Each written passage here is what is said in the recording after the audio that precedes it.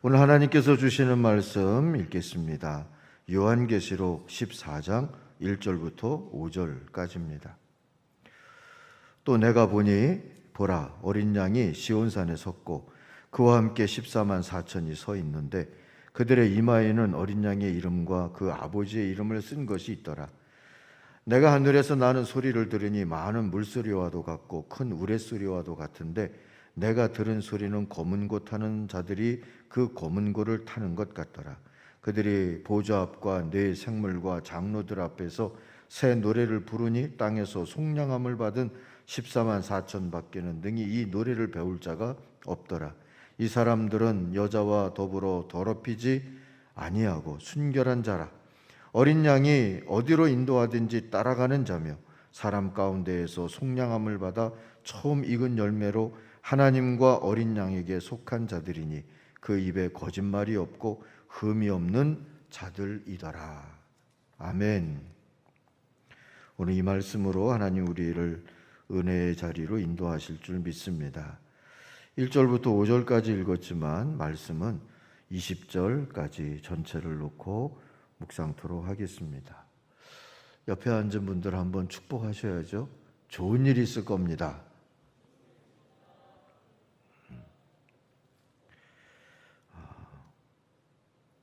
올림픽에 나갔던 야구팀이 노메달로 돌아오게 됐습니다. 고개 숙인 선수들의 모습을 보니까 안쓰럽더라고요. 또 얼마나 욕을 또 먹어야 되나 하는 안타까움도 있고요. 다른 종목에서는 4위를 하고도 칭찬과 인기를 한 몸에 얻는 선수도 있던데 올림픽 4위를 하고도 죄인처럼 고개를 숙이고 돌아올 선수들과 코칭 스텝을 생각하니 참 단순치 않은 세상살이다 하는 생각이 들었습니다. 아마도 도전자의 시간을 살았다면 4등을 하면 아쉽긴 하겠지만 불행하지는 않았을 겁니다. 그런데 다들 디펜딩 챔피언 뭐 어쩌고 하니까 지켜야 할 것을 못 지켰다는 생각 때문에 괴롭고 어려운 시절이 된 것 같아요. 지킨다는 것보다 도전한다는 게 힘은 들어도 훨씬 더 감사할 일이다 하는 생각이 듭니다. 설교 준비를 하다가 기사를 봐서 그런지 교회 시대를 살고 있는 복이라고 할까 그런 것이 느껴졌습니다. 이미 구원은 성취됐고 아직 완성은 아니다 하는 이 교회 시대를 살고 있다는 건 광야를 건너는 것 같고 폭풍우 속을 뚫고 바다를 건너는 것 같이 환난도 있지만 그래서 도전 정신으로 살 수 있으니까 감사한 것 아닌가 싶습니다. 게다가 구원의 약속은 이미 성취됐고 완성의 때가 언제인지는 모르지만 그 또한 약속이 돼 있고 동행하는 성령이 계시고 교회가 있으니 우리만 잘 버티면 되는 것 아니겠습니까?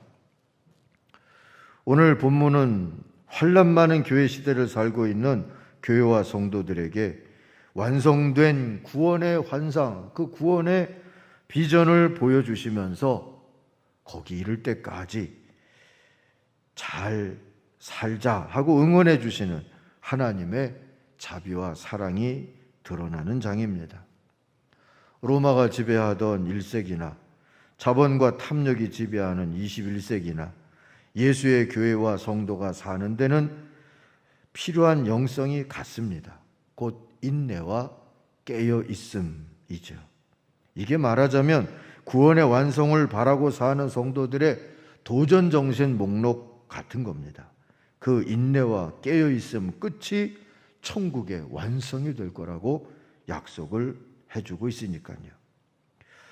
교회 시대를 잘 살아낸 교회와 성도들은 마침내 어린 양 하늘 보좌 앞에 서서 새 노래로 찬양할 거라고 오늘 1절부터 말씀해 주고 있습니다. 그리스도를 어린 양이라고 하는 것은 우리를 위해 대속제물이 되어주신 것을 강조하는 의미가 있죠.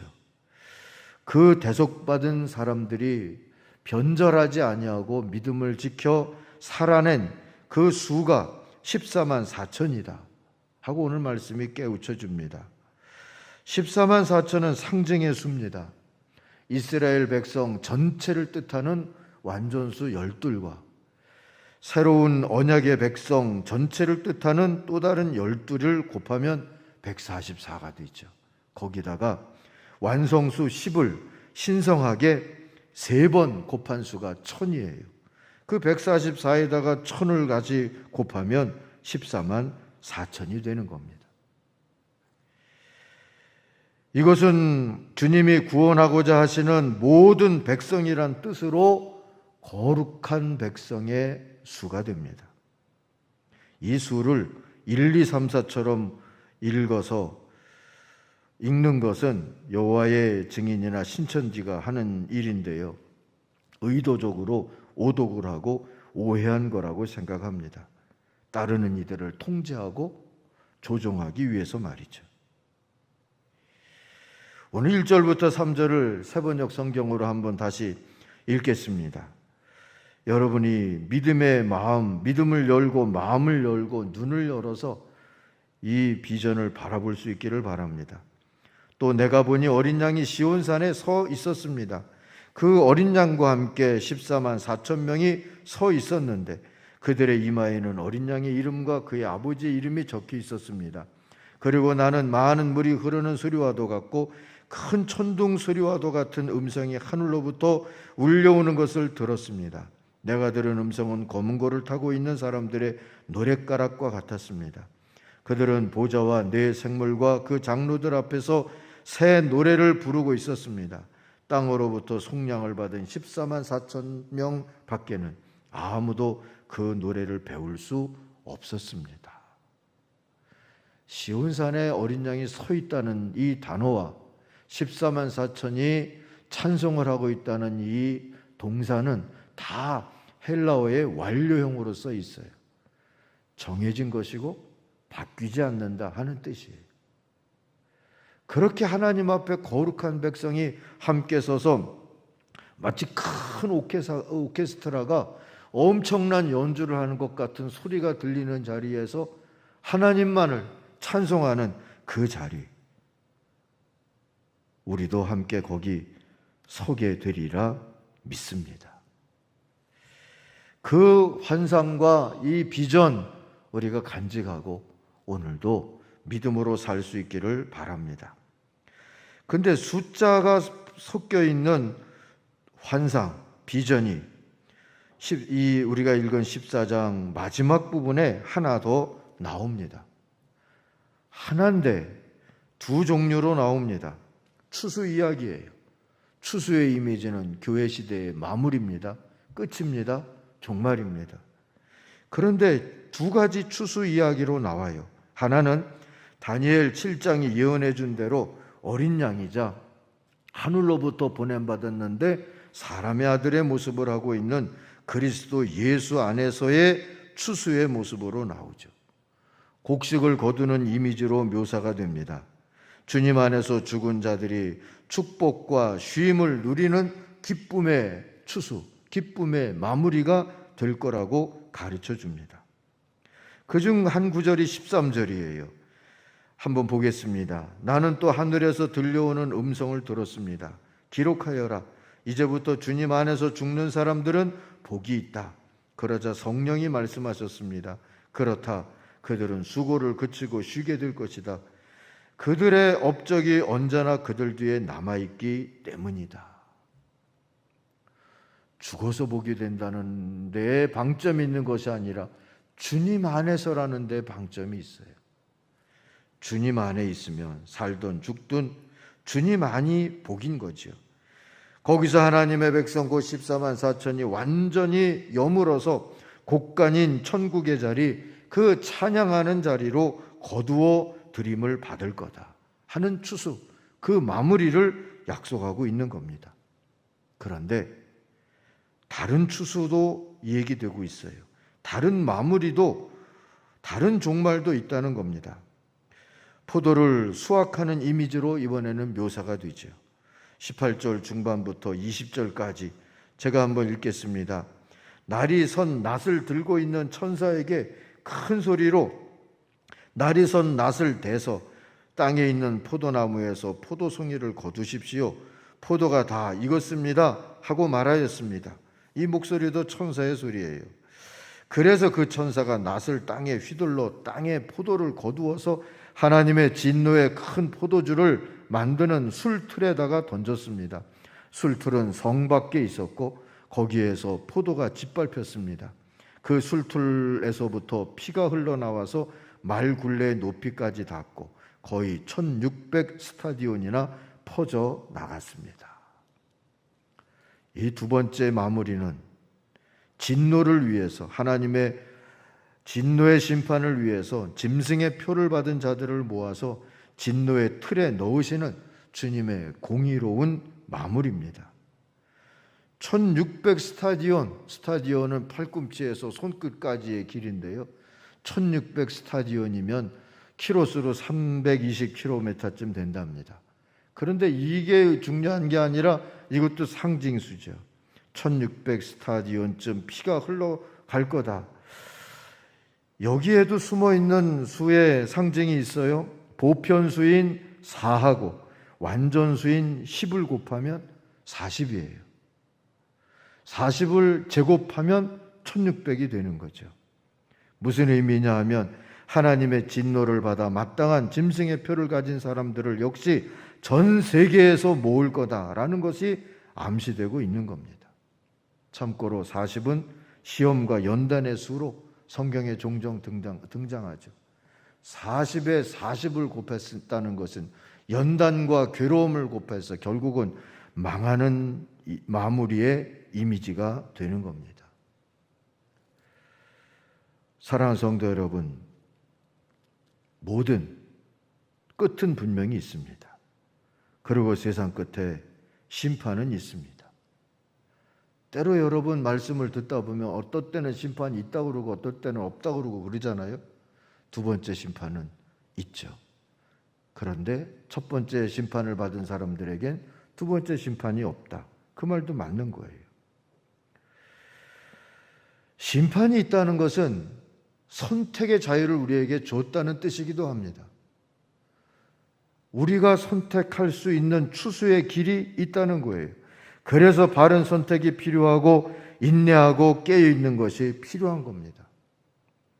교회 시대의 종말이든 성도의 죽음이든 어떻게 끝을 맞든 우리들의 끝이 천국이 되기를 축원합니다. 그러려면 도전해야죠. 인내와 깨어있음으로 도전해야 합니다. 도전하지 아니하고 빈둥대다가는 그 끝이 진노의 술틀 속일 수밖에 없기 때문입니다. 이제 인내와 깨어있음으로 도전한다는 것이 뭔지를 보십시다. 4절 5절을 한번 읽겠습니다. 그들은 여자들, 표준세번역은 여자들 했는데 우리가 읽은 개정개역에선 여자라고 단수로 표현되지만 원문은 복수입니다. 이 여자들은 여자로 상징되는 교회를 모방한 우상화된 사이비, 신앙, 신념, 편덤, 덕질, 쾌락, 오락, 유흥 같은 것들이 하나님에게 쏟을 정신을 뺏어가는 또는 유혹하는, 그래서 우리를 지배하고 끌고 다니는 그런 것들이죠. 그런 것들과 더불어서 몸을 더럽힌 일이 없는 정절을 지킨 사람들입니다 했어요. 그들은 어린 양이 가는 곳이면 어디든지 따라다니는 사람들입니다. 그들은 사람 가운데서 하나님과 어린 양에게 드리는 첫 열매로 속량을 받았습니다. 그들의 입에서는 거짓말을 찾을 수가 없고 그들에게는 흠잡을 데가 없었습니다 했어요. 이 구절은 우리가 어린 양에게만 영광을 돌리기 위해서 늘 깨어있고 그리고 그 어린 양의 보혈로 구속받은 사람답게 말하고 살기 위해서 인내하며 도전할 것을 요구하고 있습니다. 그리고 이 거룩한 요구는 이마에도 손에도 어린 양의 표를 받는다고 하는 그런 상징 언어로 계시록에 이미 나왔고 앞으로도 계속 등장할 도전 목록입니다. 이렇게 도전하십시다. 첫째는 어린 양 주님을 기뻐하기 위해서 깨어 있는 거예요. 어린 양 주님만 기뻐하기 위해서 깨어 있는 겁니다. 주님을 기뻐하는 게 주님께 영광 돌리는 겁니다. 뭔가를 얻어서거나 이루어서 기뻐하는 게 아니라 주님의 존재 자체와 주님의 임재를 기뻐하고 환영하는 겁니다. 천국 찬양 비전과 거룩한 백성의 수 14만 4천이 처음 등장하는 계시록 7장에 보면 천국 백성들이 찬양하는 이유가 세속적인 기준으로 봐서 이거 참 기적 같은 일이네, 좋은 일이네, 이런 것이 있을 때가 아니라 말 그대로 오직 여호와의 존전 앞에서 찬송하고 있어요. 하나님의 임재를 환영하고 높이는 겁니다. 계시록 7장 9절부터 12절을 제가 한번 읽겠습니다. 그 뒤에 내가 보니 아무도 그 수를 셀 수 없을 만큼 큰 무리가 있었습니다. 14만 4천을 풀어서 설명하는 구절이기도 하죠. 그들은 모든 민족과 종족과 백성과 언어에서 나온 사람들인데 흰 두루마기를 입고 종려나무 가지를 손에 들고 보좌 앞과 어린 양 앞에 서 있었습니다. 믿음의 순결함과 주님의 임재를 환영하는 의미로 종려나무 가지를 가지고 흰 옷을 입고 서서 어린 양 그리스도를 찬송하며 하나님의 보좌 앞에 섰다 그랬어요. 그들은 큰 소리로 구원은 보좌에 앉아 계신 우리 하나님과 어린 양의 것입니다 하고 외쳤습니다. 모든 천사들은 보좌와 장로들과 네 생물을 둘러서 있다가 보좌 앞에 엎드려 하나님께 경배하면서 아멘, 찬송과 영광과 지혜와 감사와 존귀와 권능과 힘이 우리 하나님께 영원 무궁하도록 있습니다. 아멘, 아멘 하고 말하였다 했어요. 할렐루야. 하나님은 찬송 중에 거하시는 분이라고 다윗은 시편 22편에서 고백했죠. 찬송하는 자리가 하나님이 계시는 자리예요. 천국이 천국인 이유는 하나님 앞에 모든 영광을 돌리는 찬송이 있기 때문입니다. 그리고 하나님의 보좌 옆에는 찬양을 담당하는 천사 스랍이 늘 서 있다. 이사야가 환상 중에 이사야서 6장에서 이미 보았어요. 사랑하는 성도 여러분, 우리도 하나님의 뜻을 따라서 하나님의 임재를 환영하며 기뻐하는 걸 매일 선택하며 사십시다. 죽은 다음에가 아니라 오늘 말이죠. 하나님의 임재를 환영하고 기뻐하는 걸 선택하는 거예요. 이게 깨어있는 겁니다. 마이크 메이슨이라고 하는 분이 쓴 예수는 믿는데 기쁨이 없어서 라는 책이 있어요. 예수는 믿는데 기쁨은 없어서.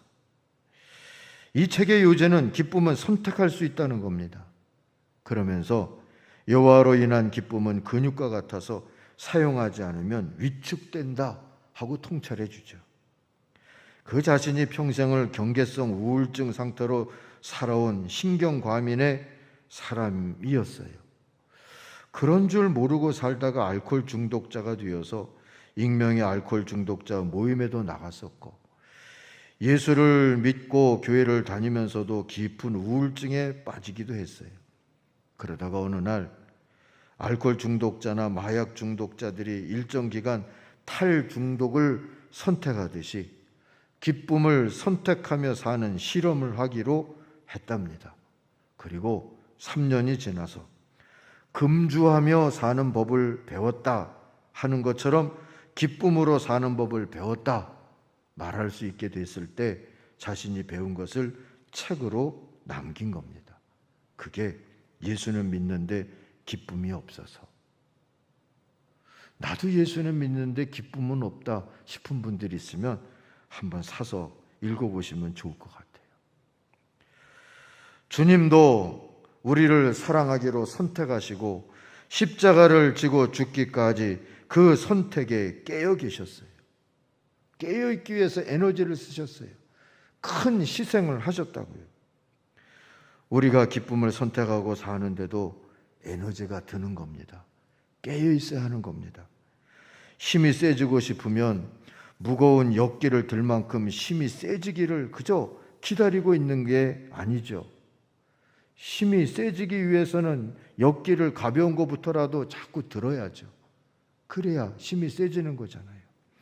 기쁨을 선택한다는 것도 마찬가지입니다. 기뻐질 때까지 그저 기다렸다가 기쁨이 생기고 난 다음에 찬송하리라, 기도하리라, 사랑하고 봉사하고 싸우리라 그러는 게 아니라 먼저 찬양도 하고 기도하고 사랑하고 봉사하고 하는 거예요. 다윗처럼 북도 치고 기타도 치고 춤도 추면서 찬송하는 겁니다. 하루에 3번씩 엎드려서 기도도 하는 겁니다. 그래서 마침내 큰 기쁨 안에 거하기까지 그리하는 겁니다. 그게 기쁨을 선택하는 거예요. 일상에서 어린 양을 환영하고 기뻐하는 연습을 할 수 있는 게 뭐가 있을까? 곰곰이 생각해 보니까 이런 게 있을 것 같아요. 슬픈 일, 괴로운 일, 억울한 일, 원망되는 일 같은 것들을 만나면 받은 복을 오히려 세보는 거예요. 그 슬픔만, 괴로움만 들여다보고 있지 말고 내가 받은 복을 세워보는 겁니다. 낙심이 되고 절망이 되고 할 때는 하나님의 속성을 나열해 보는 겁니다. 나를 붙잡고 계신 하나님은 사랑 무한이시고 전지전능하시고 영원하시고 지혜로우시고 묵상해 보는 거예요. 말씀을 암송하면서 기도하는 겁니다. 오늘 기도하신 이장로님이 이거 하시더라고요. 말씀을 묵상하면서 암송하면서 기도하셨는데 하나님의 응답도 그 말씀대로 왔다고 간증해 주셨어요. 하나님의 말씀을 묵상하며 하나님과 함께 동행하는 걸음을 여러분 정기적인 산책 같은 걸 통해서도 해보면 좋을 것 같고요. 일상에서 감사와 칭찬을 선택하는 연습도 해보세요. 불평이 한번 생길 때는 10번 감사한다. 이런 연습도 해보시고 누군가를 가족들을 나무랬을 때에는 칭찬을 대신 10번을 해주기도 하고 그게 일상에서 어린 양 우리 주님을 환영하고 기뻐하는 모습이 되고 연습이 되리라 생각을 합니다. 여러분 저도 이런 거 생각해내느라고 에너지를 무진장 썼어요. 여러분도 기쁨을 선택하기 위해서 에너지를 쓰시면 하나님이 천배로 만배로 갚아주시는 역사가 있을 줄로 믿습니다. 기쁨으로 말이죠. 이렇게 하면서 어린 양을 환영하고 기뻐하는 영역을 우리 삶 가운데서 확대하는 겁니다. 뭐든 해볼 수 있기를 바랍니다. 도전하는 게, 시도하는 게 깨어있는 거예요. 그렇게 사십시다. 두 번째로 승전가를 부르기 위해서 인내하는 겁니다. 승전가입니다. 이 말은 우리가 노래방에 있는 게 아니라 싸움터에 있다는 것을 뜻합니다. 에베소서 6장을 보면 세상을 살고 있는 그리스도인들의 모습을 전신갑주로 무장한 믿음의 병사의 모습으로 묘사를 해주죠. 그런데 손에는 2날로 된 칼을 들고 있다 그래요. 말씀이란 양날의 칼입니다. 마귀의 관계를 능히 대적하라 하는 권면이 따르고 있어요. 어쨌든 싸우라는 말씀이지 않습니까? 마귀는요, 하나님의 백성이 기뻐하는 걸, 그래서 찬양하면서 하나님을 예배하는 걸 원하지 않습니다. 그러므로 하나님을 기뻐하며 찬양하는 천국 백성으로 살려면 싸워야 하는 거예요. 이름하여 영적 전투라는 게 이런 거죠. 사실 믿는 사람들이 싸움을 피할 수는 없습니다. 계시록이 용으로 묘사하는 마귀나 짐승으로 묘사하는 마귀의 대리자, 대리적인 문화, 대리적인 권세 같은 것들이 어린 양을 공격했듯이 어린 양을 환영하고 기뻐하는 우리도 공격하기 때문입니다. 그러니 전신갑주를 입고 막아낼 뿐 아니라 바울이 디모데에게 권면했듯이 믿음의 선한 싸움을 싸우고자 해야 합니다. 단 어린 양의 승리에 참여하기 위한 싸움이다. 이걸 기억하십시다. 나의 이익과 권세를 위해서 싸우는 게 아니라 이미 이겨주신 어린 양의 싸움에 참여하기 위해서 싸우는 거니까 이런 태도로 싸우면, 이런 믿음으로 싸우면 우리는 반드시 승리할 줄 믿습니다. 죄와 죽음과 마귀를 이기신 어린 양 그리스도의 군대이기 때문입니다. 사랑하는 성도 여러분, 성공과 이득을 위한 이전 투구가 날마다 벌어지는 세상 한복판에 있지만 그런 싸움터에 우리의 몸을 버릴 일이 아니라, 마음을 버릴 일이 아니라 어린 양의 승리를 위해서 싸우는 싸움 속에 서 있기를 바랍니다. 천국 보좌 앞에서 승전가를 부를 수 있는 날을 바라보면서 오늘도 승리를 바라보며 싸우는 싸움터로 나가는 한 날 한 날을 살 때 그게 신난다, 그럴 수 있기를 바랍니다. 손흥민이 말했다고 기억을 하고 있는데요, 축구장에서 승리의 세레모니를 하려면 축구 경기를 사랑해야 한다 하는 말을 했어요. 축구장에서 솟구치는 아드레날린이나 동료들과의 하이파이브나 그 땀 흘린 땀 냄새 같은 것들을 사랑해야 한대요. 축구를 더 사랑하는 팀이 이기는 거다, 그렇게 믿는답니다. 멋진 말이죠. 축구를 사랑하니까 이런 말도 할 수 있는 것 같아요. 우리도 주님을 사랑하면 이보다 더 멋진 말도 하고 멋진 삶도 살게 될 줄 믿습니다. 영적 싸움도 같은 원리입니다. 마귀보다 오히려 영적 싸움을 더 즐기면 우리가 이깁니다. 바울이 빌립보 교회에 쓴 그 편지의 주제가 기쁨인데도 거기 싸움의 얘기나 싸움의 동료가 나오는 이유입니다. 무서워하고 도망다니지 마십시다. 피해자가 돼도, 환자가 돼도, 실패자가 돼도 패배자처럼은 살지 말자는 말입니다. 담대히 싸울 궁리를 하고 문제를 똑바로 쳐다보고 이기려고 싸우십시다. 그게 인내입니다. 다윗도 그랬고, 여호수아도 그랬고, 바울도 그랬고, 모세도 그랬고, 스데반도 그랬습니다. 그렇게 사는 동안 살아서 주님을 찬송하게 되었고, 죽어도 승리자로 죽게 됐습니다. 그게 복입니다. 그때 성령님이 그러신다고 약속하시지 않습니까? 이제 쉴 수 있게 됐구나. 사랑하는 성도 여러분, 우린 하나님을 기뻐하며 찬양하기 위해서 구원을 받았습니다. 마침내 영원히 하나님을 기뻐하는 천국 백성으로 살게 될 줄 믿습니다. 그러므로 광야 같은 세상 속에서도 사탄과 추종하는 짐승 같은 이들의 바로 속에서도 그렇게 살기로 해야 행복할 수 있습니다. 다시 한번 어린 양 예수만을 기뻐하기로 선택하십시다. 이 선택을 지키기 위해서 기꺼이 영적 전투를 하십시다. 빈둥대지 말고 정신을 차리고 인내하면서 그렇게 사십시다.